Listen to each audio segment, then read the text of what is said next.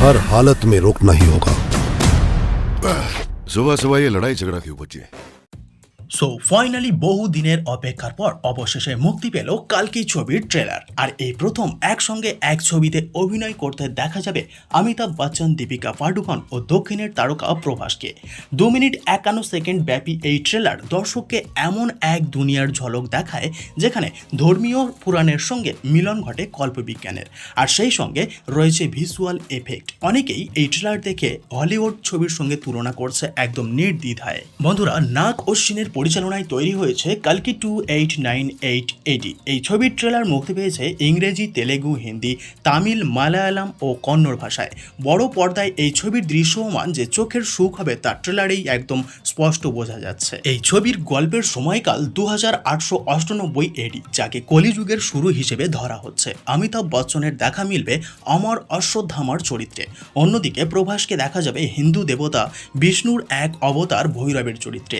এদিন ছবির trailer post করে লেখা হয়, যুদ্ধ এবার শুরু হলো। বন্ধুরা, ট্রেলারের শুরুতেই শোনা যায় খুদেরা কাশের গল্প পড়ছে। এরপর ধীরে ধীরে পিছিয়ে পড়া জনজাতিকে শোষণ ও ক্ষমতার লড়াইয়ের ঝলক নিয়ে আসে।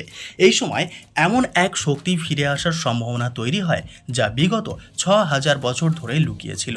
সেই শক্তিকে নিজের কবজায় করতে উদ্ধত দুষ্টদের দমনে হাজির ভৈরব, যে খুব বুক চিতিয়ে জানান দেয় যে আমি আজও পর্যন্ত কোনো লড়াইয়ে হারিনি।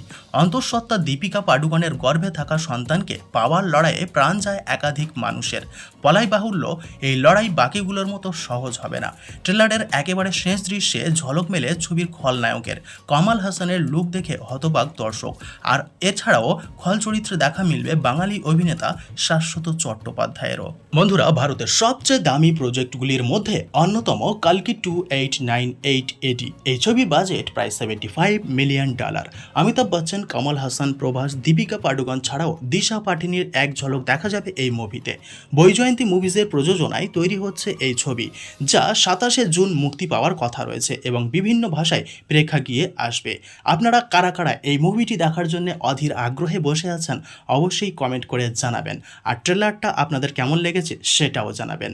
ফিরে আসছি পরের ভিডিওতে।